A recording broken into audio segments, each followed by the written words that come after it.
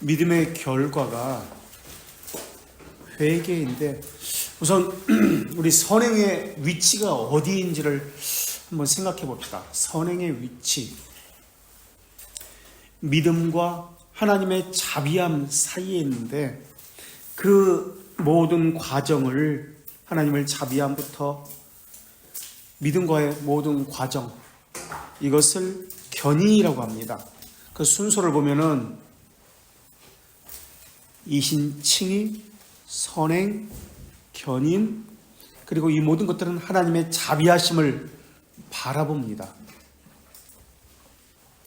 우리는 청직이라는 개념을 가지고 있어야 되는데, 그렇지 않으면 선행이라는 개념을 갖지 못하게 됩니다. 하나님은 중생된 자에게 의롭다함을 선언하십니다. 중생의 경험인 회심이 여기서 나옵니다.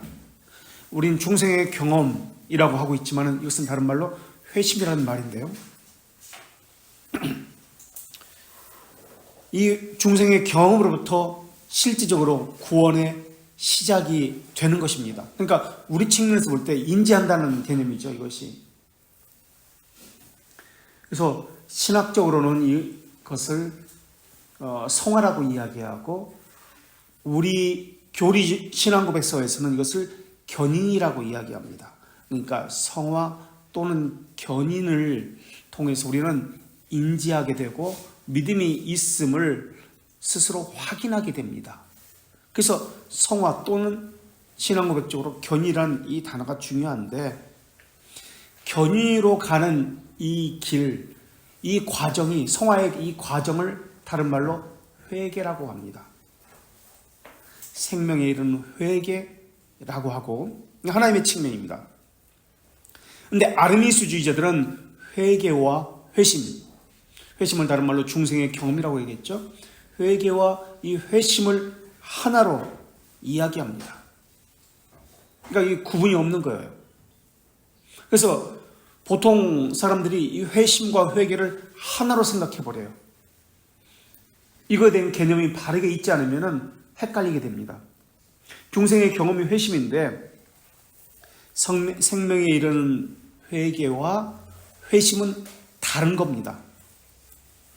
중생된 자가 가지는 이 회심은 자연스러운 것인데, 기독교 강요 3권 3장에서 우리가 지금 하고 있는 여기서 회개를 다룹니다. 회개를 알려면은 믿음을 먼저 알아야 됩니다. 믿음의 결과가 이 회개이기 때문에 그렇습니다. 그래서 회개와 믿음을 따로따로 생각하면 안 됩니다.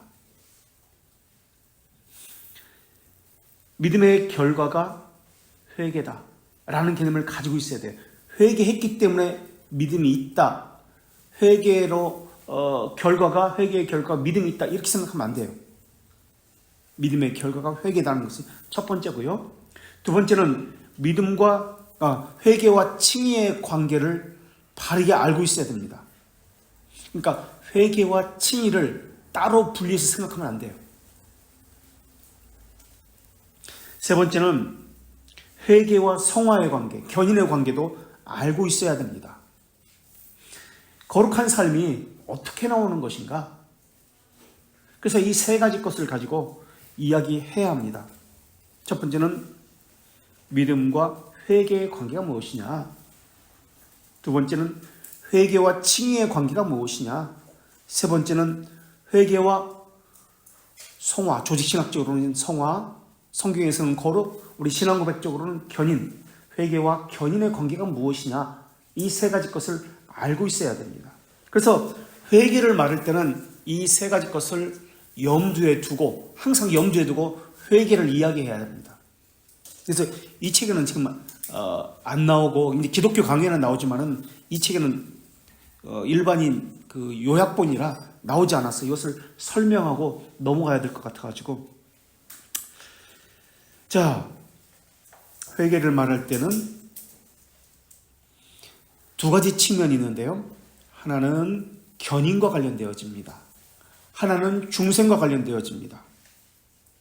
견인과 관련되어진다는 것은 우리 측, 그러니까 우리의 삶과 관련되어집니다 라는 뜻입니다.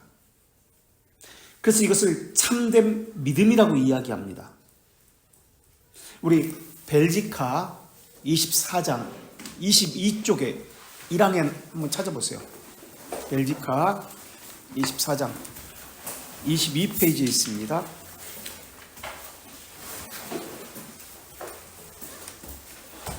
1항 밑줄 친 거예요. 뭐라고 나오냐면 우리가 믿는 것은 이제 벨지카는 항상 우리가 무엇을 믿습니다. 그 다음에 대절이 나오죠. 우리가 믿는 것은 하나님의 말씀을 듣고 성령 활동으로 성령께서 활동하시면서 인간 안에 일어나는 것인데 그것이 무엇이냐? 참된 믿음이다. 이렇게 나옵니다. 참된 믿음, 인간을 중생시켜 새 사람이 되게 하고 새 삶을 살게 하고 죄의 속박으로부터 해방시킨다. 그래서 우리 측면에서 이야기하는 것은 참된 믿음이다 라고 이야기합니다. 그래서 참된 믿음, 참된 것은 true라는 개념인데 true, faith, 거짓이 있다는 것을 이야기합니다. 거짓된 믿음이 있다는 것을 전제로 합니다. 그래서 참된 믿음이 인간을 중생시킨다라고 했습니다. 무엇을 수단으로 인간을 중생시키죠?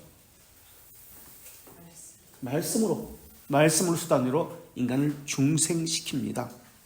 그래서 중생과 관련해서 믿음이 있기 때문에 이것을 올바른 믿음이라고 이야기합니다. 다시 정리하면 회개가 우리 측면에서, 다시 말하면 우리의 삶과 관련되어 있다면 이것은 true, 참된 믿음이다라고 이야기합니다. 또는 이것을 회개와 관련시키면 참된 회개라고 이야기합니다. 회개가 견인과 관련되면 참된 회개, 참된 믿음이라고 이야기하고, 회개가 중생과 관련되어지면 이것은 올바른 믿음이라고 이야기합니다. 우리 벨지카 22항을 볼게요. 1항 20페이지 바로 앞장에 있습니다. 22항 1항 우리가 믿는 것은 이런 큰 신비에 관한 참된 지식을 얻기 위해서 성령께서 그분의 모든 공로와 함께 예수 그리스도를 맞이하고 그분을 우리 것으로 삼고 그분 외에 다른 어떤 것을 추구하지 않게 하는 올바른 믿음을 우리 심정에 불태운다는 것입니다. 중생과 관련된 것이 올바른 믿음이다. 그러니까 하나님의 측면에서 주시는 것이 올바른 믿음이고, 중생과 관련된 것이 올바른 믿음이고, 견인과 관련된 것이 무엇이다? 무슨 믿음? 참된 믿음, 참된 회개다 라는 거예요. 그래서 올바른 믿음은 무엇이죠? 이것에 의하면 그리스도 외에 다른 것을 추구하지 않는 것을 올바른 믿음이라고 합니다. 그리스도 외에 다른 것을 추구하지 않는 것, 이것이 올바른 믿음입니다.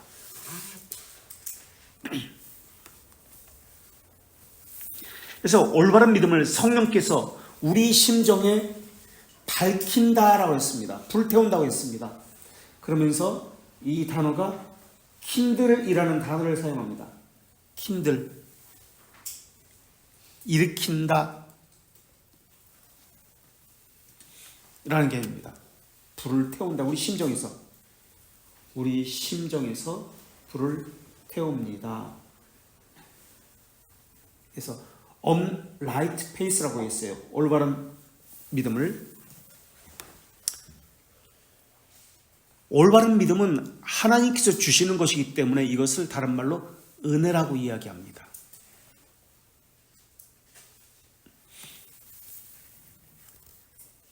그래서 은혜, 올바른 믿음, 이것은 하나님의 측면에서 주시는 것이기 때문에 비밀적이고 신비적이고, 그리고 우리 측면에서는 참된 믿음이다. 이것은 견인과 관련되어진다. 하나님께서 주시는 참 올바른 믿음은 중생과 관련되어진다. 이런 개념을 찾고 들어가야 됩니다. 그래서 우리 측면에서 이야기할 때는 참된 믿음, 하나님의 측면에서는 올바른 믿음이라고 합니다. 그래서 참된 믿음이라고 할 때, 올바른 믿음이라고 할 때 거짓된 믿음, 바르지 않는 믿음이 있다는 것을 전제로 합니다. 그렇다면 바르지 않는 믿음은 무엇일까요? 우리 측면에서 보면 삶에 견인이 없는 것. 그래서 false이라고 합니다. 거짓이라고 합니다. 거짓된 믿음. false repentance. 그릇된, 불성실한, 부정직한. repentance는 참회, 유감, 후회, 양심의 가책, 그런 개념인데요. 하나님이 주시는데 참된 것이 어디 있고 거짓된 것이 어디 있습니까? 그러니까 참된 것은 하나님께서 주시는 것이지만 거짓된 것은 하나님으로부터 오지 않았다는 것을 이야기합니다. 또 참된 것을 받아도 어떻게 그것을 사용하느냐와 또 관련되어 있습니다. 그러니까 삶과 관련되어 있다는 것, 측면을 이야기하는 거예요. 믿음에 순종이 없으니까 거짓된 믿음이다 라고 하는 겁니다. 하나님께 주시는 참된 믿음을 받았다면 거룩한 삶이 나타나게 되어 있습니다. 이것은 당연한 귀결이기 때문에 그렇습니다. 그러니까 삶과 연결시키지 않기 때문에, 연결되지 않기 때문에 이것은 거짓된 믿음이다 라고 할 수 있습니다. 물론 그것은 정확한 것은 아닙니다. 그리스도와 연합한 자는 두 가지 혜택을 받습니다. 하나는 칭의이고 또 다른 하나는 견인입니다. 또는 성화라고 합니다. 그래서 성화는, 견인은 거룩한 삶과 관련되어 있습니다. 이것은 구별되지만 구분되지는 않습니다. 따로 떼어놓고 볼 수 있는 것이 아닙니다. 그런데 로마 카톨릭은 이것을 따로 떼어놓고 봅니다. 두 가지로 분리해서 봅니다. 시작하는 의가 있고 최종적인 의가 있다라고 분리해 봅니다. 그래서 시작하는 의만 가지고는 구원받지 못한다라고 이야기합니다. 그래서 최종적인 의를 받기 위해서 필요한 것이 있다. 그것을 선행이라고 이야기합니다. 그러니까 선행은 구원받기 위한 조건이 되는 거예요. 그러나 우리는 선행은 결과라고 이야기합니다. 회개에서 나오는 결과다. 또 오순절파도 물세례와 불세례가 있다라고 구별을 합니다. 그래서 물세례를 받은 사람은 성령세례를 받아야 된다, 불세례를 다시 받아야 된다라고 따로 떼어놓고 이야기합니다. 우리는 그렇게 이야기하지 않습니다. 그것은 동전의 양면과 같은 것으로 하나의 다른 측면에서 바라보는 것이다라고 이야기합니다. 그래서 칼빈은 성화를 이야기하지 않습니다. 성화를 이야기하지 않고 유기를 설명합니다. 유기, 버려진 것, 하나님이 택하지 않은 것을 설명하면서 무엇을 함께 설명하냐면 성화, 소위 말하는 견인, 거룩을 유기에서 함께 설명합니다.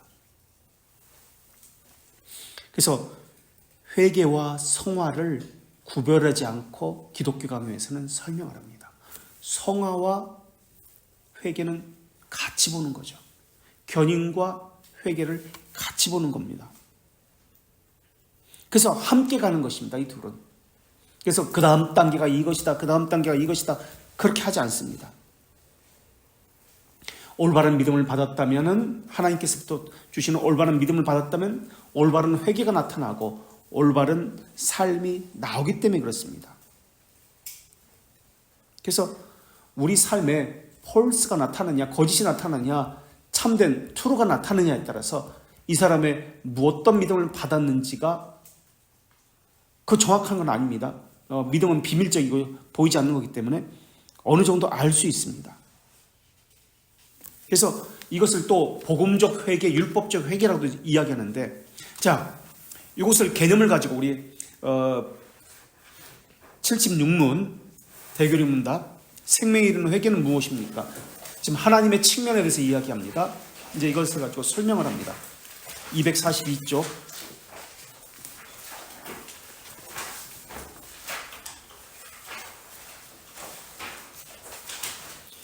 (242페이지) 76문 생명에 이르는 회개는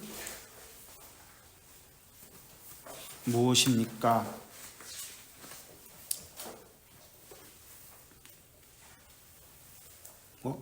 242페이지네요. 76문.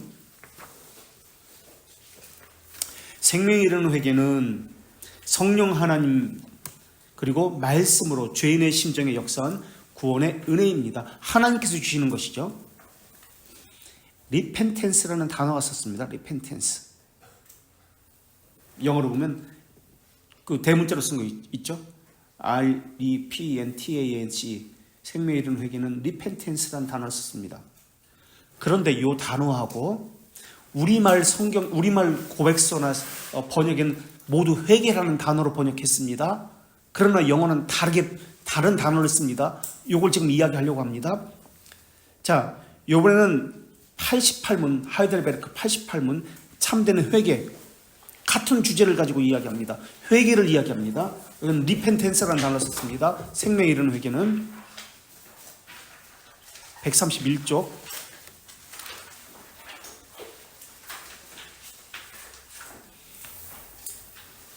사람의 참된 회개는 몇 부분으로 나뉘어집니까? 이 같은 단어에 우리는 우리말 번역은 둘 다 회개로 번역되어 있는데 여기서 영어는 true conversion이라고 되어있습니다. 영어로 다르네? 다르게 썼는데 다른 단어를 사용했는데 하나는 대규리 문답에서는 생명에 이르는 회개라고 번역했고 여기서는 컨버지온을 참된 회개라고 같은 단어로 번역했습니다. 컨버지온은 회개라는 단어보다 회심이라는 개념입니다. 그러니까 회개와 회심을 구분해서 설명하고 있구나. 그런데 우리는 회개라는 단어로 번역되니까 회개를 일괄적으로 그렇게 생각해 버립니다. 이 하이델베르크에서 이것은 원래 독일어로 라틴어와 독일어로 썼기 때문에 원어에서는 부세라는 단어를 씁니다. B-U-S-S-E. 회심. 그래서 독일에서는 이 회개라는 개념이 있기 때문에 회심보다도 회개라는 개념이 있기 때문에 우리말도 번역도 참된 회개다라고 했습니다.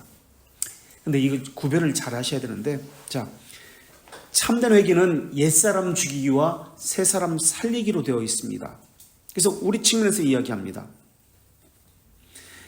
하이델베르크의 순서를 한번 볼게요. 제일 앞장에 한번 보세요. 순서, 차례.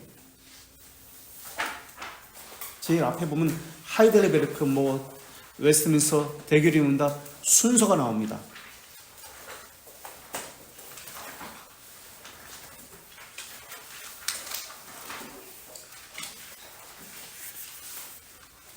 자, 하이델베르크의 이 구성 순서를 어떻게 되었는지 한번 볼게요.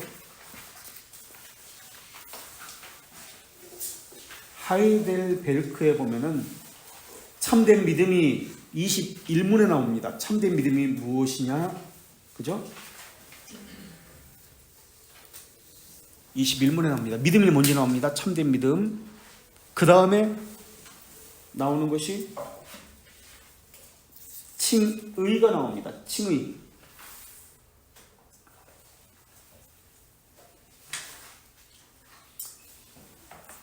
여기서는 정확히 나오지 않네요. 이 제목에서는 칭의가 나옵니다. 칭의가 나오고 그 다음에 선행이 나옵니다. 선행이 나오고요.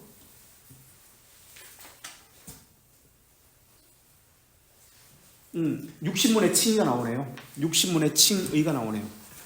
육신문에 칭의가 나오고 그 다음에 선행 62문에 선행이 나옵니다. 그 다음에 66문에 성례가 나옵니다. 그 다음에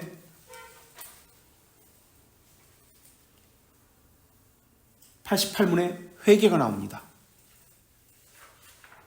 믿음, 칭의, 선행, 성례, 회개.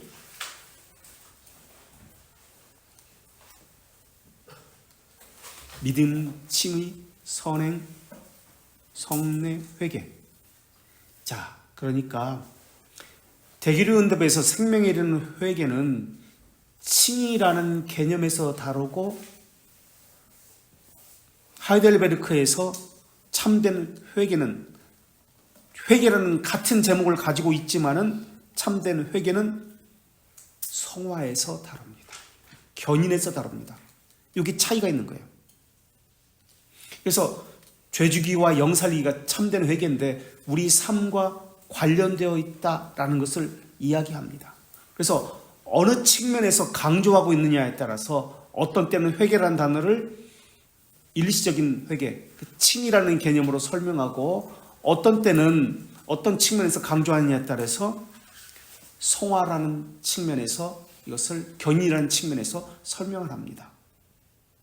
그런데 우리의 사고는 어떠냐면은 칭의와 성화를 구분해 버립니다.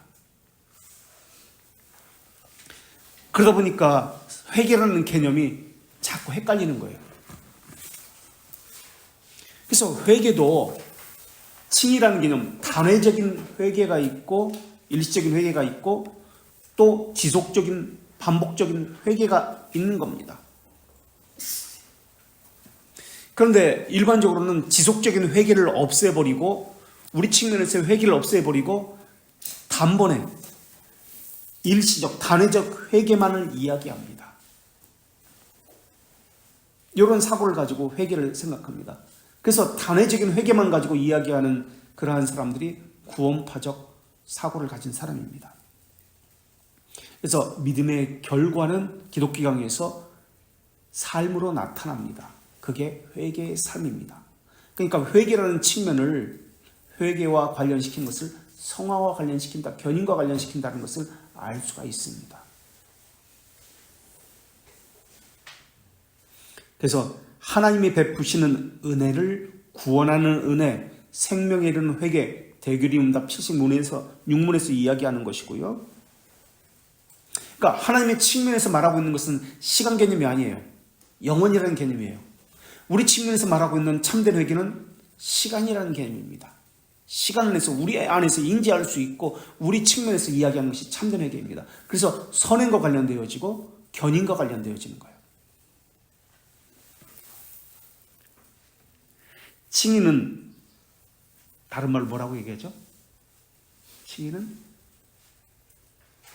다른 말로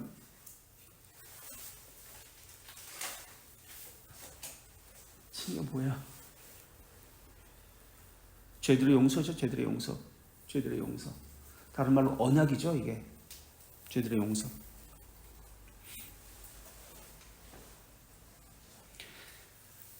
죄들의 용서를 하나님의 측면에서 보면은 죄들의 용서는 우리 측면에서 말하는 용어고요. 하나님의 측면에서 말하는 용어는 어떤 단어죠? 죄의 사면. 죄의 사면입니다. 죄의 사면. 하나님의 측면에서 죄의 사면. 그래서 우리 니케아 신앙고백서에서는 죄의 사면이라고 그렇게 이야기하죠. 우리 측면에서 보면 죄들의 용서라고 이야기합니다. 그래서 죄의 사면과 죄들의 용서를 또 이것을 어떤 측면에서 이야기하고 있느냐? 참된 회개와 생명에 이르는 회개처럼 이것을 구별할 수 있어야 됩니다.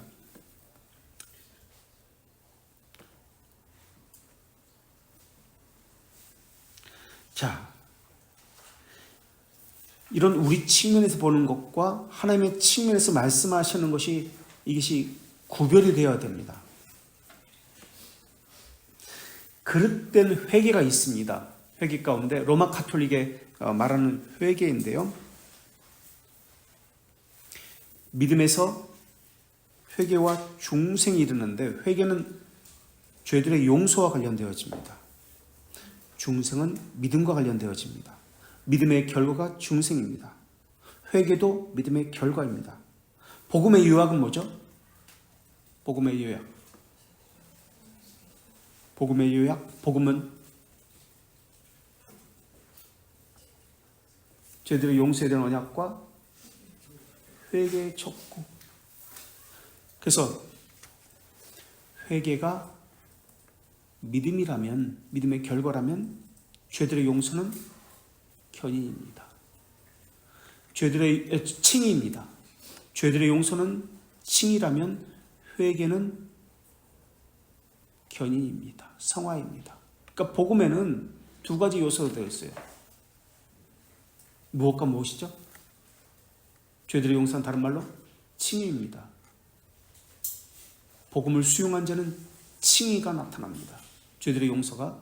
그리고 또 무엇이 있죠? 복음을 수용한 자는 삶과 관련된 견인, 참된 회개의 삶이 나타납니다.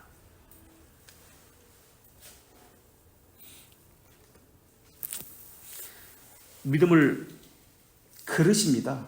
믿음은 그릇입니다. 그것을 담고 있는 그릇입니다. 그게 믿음입니다. 예수 그리스도의 의를 담고 있는 그릇. 성례를 기독교 강요 4권 10장에서 연약한 믿음을 강화시키기 위해서 주시는 것이라고 말씀하고 있습니다. 왜 연약하냐면 우리가 죄의 잔재가 우리 안에 남아있기 때문에 그렇습니다. 세상의 유혹이 계속되어 있기 때문에 그렇습니다. 그래서 외적 상징을 주신 것이 성례입니다. 믿음을 강화시키기 위해서. 그래서 외적인, 가시적인 어떤 프로그램이라든지 어떤 상징적인 것, 이것을 통해서 믿음을 강화시키는 것입니다. 예를 들어가지고 성찬, 떡이라는 거, 포도주라는 거, 이것을 가시적인 것인데 이것을 통해서 믿음을 강화시키기 위해서 이것은 주신 것입니다. 근데 이것을 먹고 마셨기 때문에 믿음이 강화된다라고 하면 안 됩니다. 이것은 로마 카톨릭의 성찬입니다. 그렇다면 이것이 의미하는 바가 무엇일까요? 성례가 의미하는 바가 무엇일까요? 여기서는 그것에 참여했기 때문에, 그것을 먹었기 때문에 은혜가 생긴다, 믿음이 생긴다라고 하면 안 되고 그 안에 언약이 있습니다.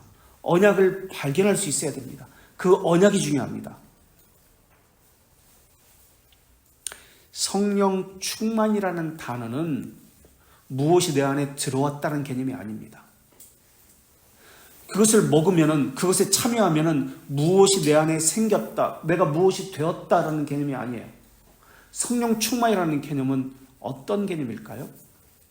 무엇이 되었다는 개념이 아니라, 무엇이 내 안에 들어왔다는 개념이 아니라, 이것을 먹으면, 빵과 포도주를 먹으면 내 안에 무엇이 들어와서 내가 어떻게 변한다. 이건 로마 카톨릭 방식입니다. 무엇이 되었다, 무엇이 변한다. 그렇다면 성령 충만은 무언가 밖에서 하나님이 내 안에 들어와서 자동차에 기름을 채우듯이 충만하게 탱크가 채워졌다, 그런 개념일까요? 성령 충만? 어떤 개념일까요? 성령 충만은? 네? 네? 순종이라는 개념이에요. 순종. 말씀에 순종하게 되었습니다.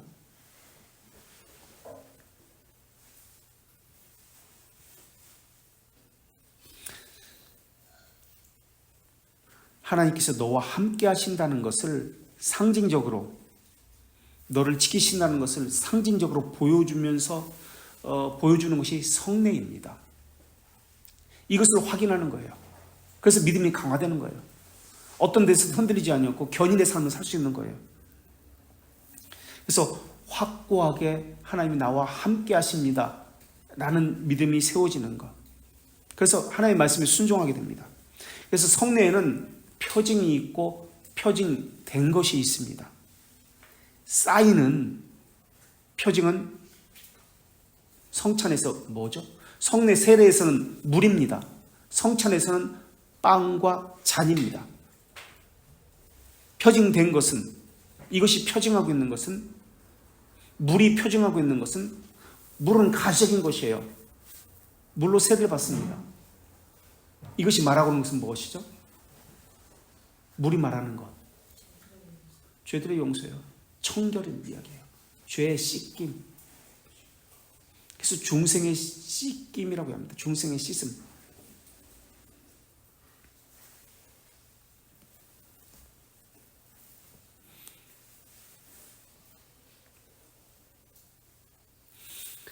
이 외적 상징을 가지고 하나님께서 우리에게 믿음을 강화시켜 주십니다. 그런데 사람들은 하나님이 주신 이 외적 상징 외에 다른 상징들을 만들어서 믿음을 강화하고 은혜를 받겠다라고 이야기합니다. 그래서 로마 카톨릭 경우는 5가지의 그 외적 상징들을 다시 만들었습니다. 7성례라고 합니다. 그래서 2가지 성례 외에 다른 것을 통해서 은혜를 받겠다라고 합니다. 믿음을 강화시키겠다라고 이야기합니다. 우리 다시 76문으로 가볼까요? 242페이지 생명에 이르는 회개.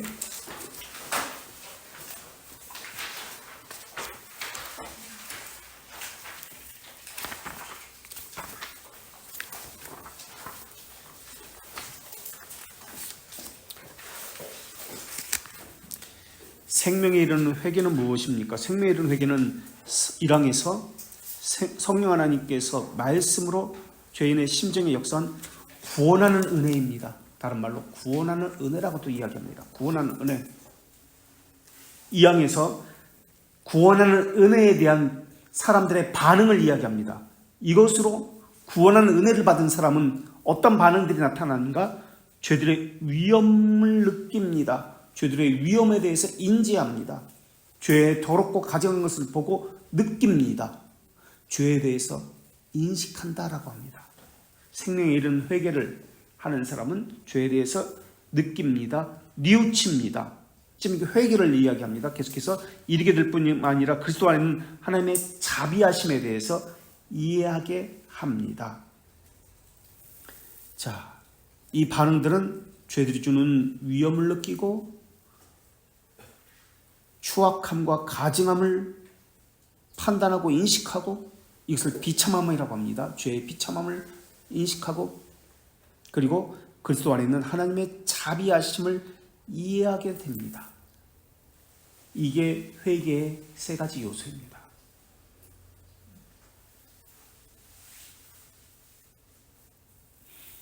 죄들이 주는 위험을 느끼는 것, 추악함과 가증함을 보고 느끼는 것, 그래서 죄를 뉘우치는 것, 하나님의 자비함을 이해하는 것, 이게 회개의 3가지 요소입니다. 하이델베르크는 이것을 죄 죽이기 90문은 영살리기로 설명합니다. 자, 이번에는 소기름문 닦아볼까요? 똑같습니다. 87문인데요. 안 찾아볼게요. 똑같으니까. 87문. 생명에 이르는 회개가 무엇입니까? 자, 하이델베르크로 가볼게요. 요 3가지 것을 염두에 두고 하이델베르크를 가서 89문 옛사람 죽이기,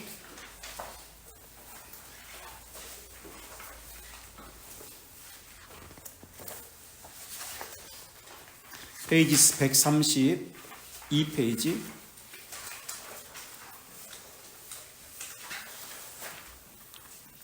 89문에서 옛사람 죽이기를 이야기하고 90문에서 새사람 살리기를 이야기합니다. 89문 죄 죽이기는 참된 회개는 옛사람 죄 죽이기와 새사람 영 살리기인데 죄 죽이기는 옛사람 죽이기는 첫째 우리가 죄들로 인해 하나님을 화나게 했던 것에 대한 심정의 진정한 슬픔이고 두 번째 더욱더 그것들을 증오하고 그것들에게 도망치려는 것입니다. 이게 죄 죽이기, 옛사람 죽이기입니다. 그리고 영 살리기, 90문, 새사람 살리기는 무엇입니까?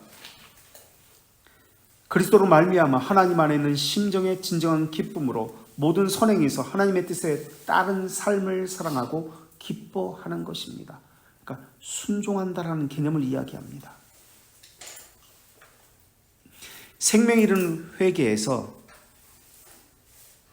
우리 3가지 것을 이야기했죠.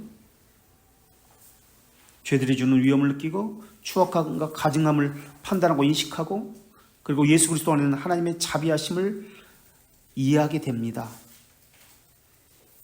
이것과 지금 하이델베르크의 89문과 90문을 한번 비교해 보세요.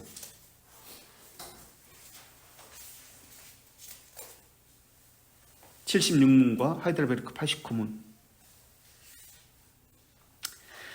하이델베르크와 대결이 옵니다. 76문. 대기리움다 76문 다시 242쪽 여기에 2항을 볼까요?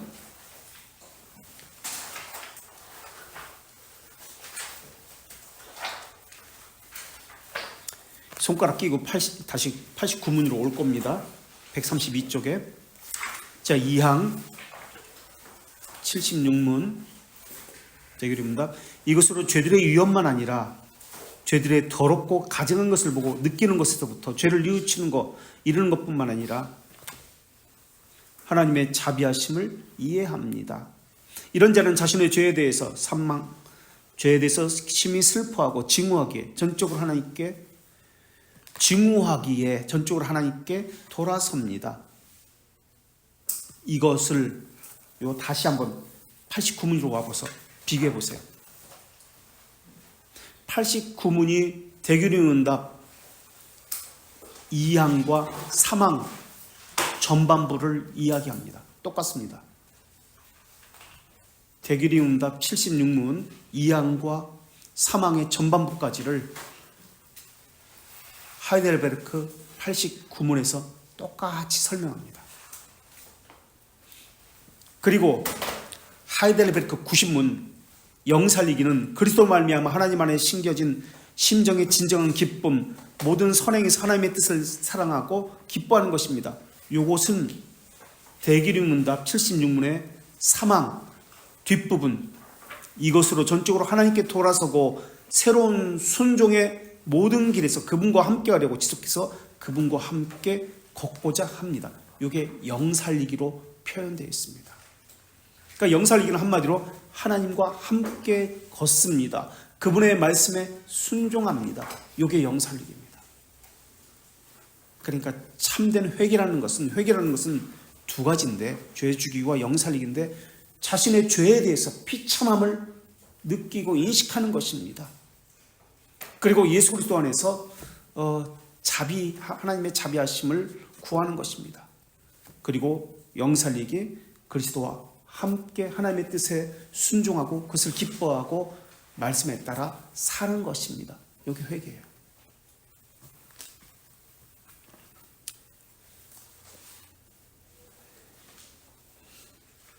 자, 그래서 전적으로 하나님께 돌아서서 새로운 순종의 길에서 그분과 함께 살겠다고 지속적으로 결심하고 노력합니다. 새롭게 순종한다라고 이야기합니다. 새롭게 순종한다. 대기리움답 76문에서 3항 242페이지 제가 다시 한번 읽을게요. 이런 자는 자신의 죄들에 대해서 심히 슬퍼하고 증오하기에 이것들에서 전적으로 하나님께 돌아서고 새로운 순종의 모든 길에서 그분과 함께 하려고 지속해서 그분과 함께 걷고자 합니다. 지속해서는 단회적인 건가요? 반복적이고 계속적인 거예요. 반복적이고 계속적인 거예요. 그러니까 생명의 이른 회개는 그 앞에서는 단회적인 것을 설명했지만 그 이후에서는 반복적인 참된 회개를 설명하고 있어요. 그래서 참된 회개는 칭의만 이야기하지 않습니다. 칭의의 결과, 믿음의 결과인 회개의 삶, 성화도 함께 이야기합니다.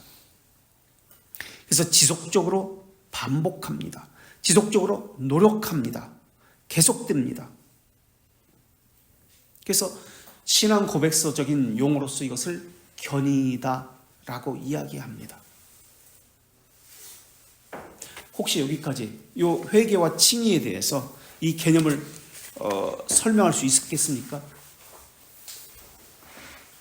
죄들의 용서와 칭의는 하나님의 측면의 사역이고 회개와 이신 칭의는 하나님의 사역인 동시에 인간의 측면에서의 사역입니다. 참된 회개는 인간의 측면에서의 설명입니다. 생명에 이르는 회개는 하나님의 측면에서의 설명입니다. 이것은 하나님에 대해 아는 지식과 인간에 대해 아는 지식과도 연결되어집니다. 이게 기독교 강의 첫 번째 설명이죠. 하나님의 형상이라는 측면에서는 하나님과의 관계인 거룩은 하나님의 측면이고 의로움은 사람의 측면이라는 것과 마찬가지입니다. 그래서 양 측면을 동시에 봐야 돼요. 회개라는 것도. 또 십계명 역시 하나님의 측면인 하나님과의 관계에서 1계명부터 4계명까지 하나님과의 관계를 직접적인 예배라고 설명하고 5부터 10번째까지의 계명을 의로움으로 사람과 사람 사이의 계명, 간접적인 예배라고 설명을 합니다. 주기도문도 마찬가지예요. 주기도문도 6가지 청원이 나옵니다. 첫 번째 청원부터 세 번째 청원까지는 하나님과의 관계에서 하나님 측면에서의 설명입니다. 그리고 네 번째부터 6번째 청원까지 일용할 양식을 주시옵고 부터가 사람의 측면을 설명합니다. 그래서 하나님의 측면과 사람의 측면, 이것을 동시에 염두에 두고 해석을 해야 합니다. 그래서 죄들의 용서와 칭의, 회개와 이신 칭의, 죄들의 용서와 칭의, 회개와 이신 칭의, 죄들의 용서, 칭의, 정확히는 죄들의 사면이, 죄의 사면이죠. 칭의와 죄의 사면, 회개와 이신 칭의, 이 관계를 알고 있어야 됩니다. 이게 복음 진리를 이해하는데 큰 맥이에요. 그래서 하나님의 측면에서 죄의 사면, 우리 측면에서 회개, 하나님의 측면에서 칭의, 우리 측면에서 이신칭의. 그럼 칭의와 이신칭의 차이는 또 무엇일까요? 이신칭의는 우리 측면이라고 얘기했고 하나님의 측면은 칭이라고 얘기했습니다. 이 개념이 잡혀야 돼요. 이게. 그래 회개라는 개념이 잡혀요. 이신칭의는 뭐예요? 칭의는 뭐예요? 칭의. 예? 의롭다? 여김을 받는 거예요. 여기시는 거예요. 의롭다 여김을 받는 것은 죄가 없어지는 건가요? 죄는 그대로 있어요. 죄를 가리움을 받는 거예요. 죄가 덮여지는 거예요. 죄는 그대로 있어요. 그럼 이신칭의는 뭐예요? 이신칭의. 행위를 배제하는 것, 우리 측면이에요. 믿음으로 말미암아 이신 행위를 배제합니다. 우리 측면이에요. 하나님의 형상도 마찬가지예요. 하나님의 형상은 무엇으로 구성되어 있죠? 대표적인 것이 거룩과 하나님의 측면 거룩, 하나님과의 관계적인 측면인 거룩이 있고 또 이웃과의 관계의 측면 의가 있습니다. 십계명, 주기도문, 회개, 믿음, 하나님의 형상 다 기독교의 첫 번째 하나님에 대한 지식과 인간에 대한 지식, 이 두 지식부터 해가지고 다 모든 것이 하나님의 측면과 인간의 측면이 있습니다. 그래서 거룩의 측면, 하나님의 측면과 의로운 측면, 우리의 측면이 모두가 합쳐져야 하나님과 인간에 대한 바른 지식을 구성하게 됩니다. 올바른 회개, 올바른 믿음과 참된 믿음, 참된 회개가 바른 개념을 가지고 있어야 바른 회개관, 바른 믿음을 가지게 됩니다. 그래서 소결의 문답 87문 한번 볼게요. 소결의 문답 87문은 이 두 가지를 요약해서 쓰고 있습니다. 그러니까 하이델베르크 88문과 대결의 문답 76문을 페이지가 317쪽에 있습니다.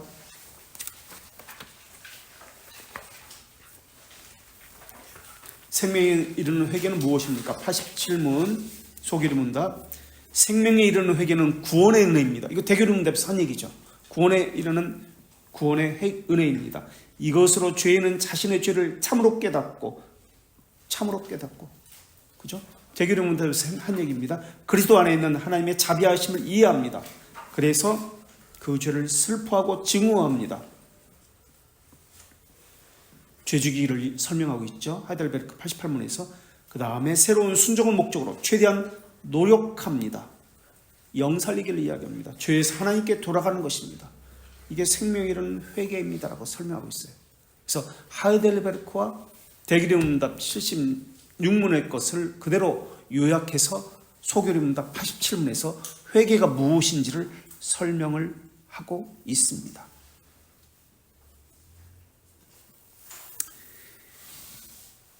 그래서 우리가 가진 의무는 우리 측면에서 설명할 때 부단히 노력하는 거예요.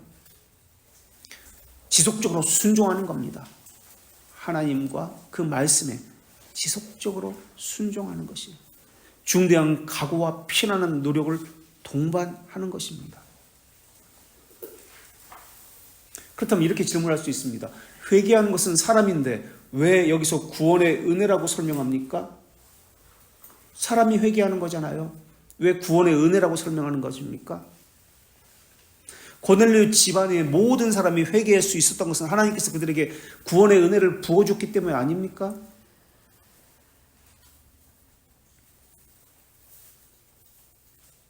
그러면은 사람이 회개하지 않는 것은 하나님께서 구원의 은혜를 부어주지 않았기 때문에 사람이 회개하지 않는 것 아닙니까? 이거에 대해서 어떻게 설명하시겠습니까? 하나님께서 구원의 은혜를 부어주셔야만 사람이 회개하는 것 아닙니까? 우리가 회개 못한 것은 하나님께서 구원의 은혜를 부어주지 않았기 때문 아닙니까?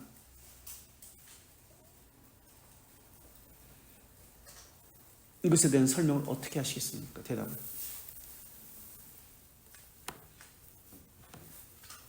회개는 구원의 은혜인데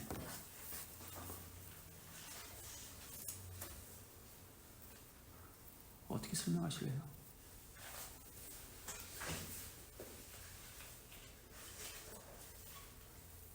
예정을 설명할 때도 두 가지 측면이 있죠. 그런데 사람들의 관심은 항상 하나님이 버리신 유기에만 관심이 있습니다. 택하셨다는 것은 관심이 없어요. 택하셨다는 것도 이야기해야 합니다. 모두가 죽어야 되는 존재인데 그 중에서 어떤 자를 살리시고자 택하셨다라는 것을 이야기해야 되는데 그들의 관심은 항상 버림받는다, 죽임을 받는다, 유기에만 관심이 있습니다. 마찬가지로 하나님의 측면만 이야기하지 말고 그것은 하나님 것이고 우리가 관심을 가져야 되는 것은 우리의 측면에서의 것을 자신의 의무에 대해서 관심을 가져야 됩니다. 그런데 우리는 자신의 것에 대해서는 관심을 갖지 않고 하나님이 안 줘서 못했다라고만 이야기합니다. 반대로 이야기하면 그 말은 네가 안 했기 때문에 라고도 할 수도 있습니다. 자신의 의무에 대해서 망각한 거예요. 여기까지 혹시 질문이나 하시고 싶은 질문 있으세요? 이제 해가면서 참된 회개가 무엇인지 해가면서 이 두 가지 측면을 계속 이야기하게 될 겁니다. 이게 나오질 않아가지고 우리 여기에는 기독교 강의에 나오는데 그래서 좀 설명을 했는데 어려운 거 없어요. 하나님 측면과 사람의 측면 이 두 가지 것을 이야기하고 있다. 분리해서 구별해서 생각해야 된다. 분리는 아니고 이겁니다. 그래서 신앙고백서에서는 이것은 영어로는 다른 단어를 썼지만 우리의 번역은 둘 다 회개라는 단어로 설명하고 있다. 이런 거죠. 자, 질문 없어요? 우리 기도가 신영지 지난주 했죠.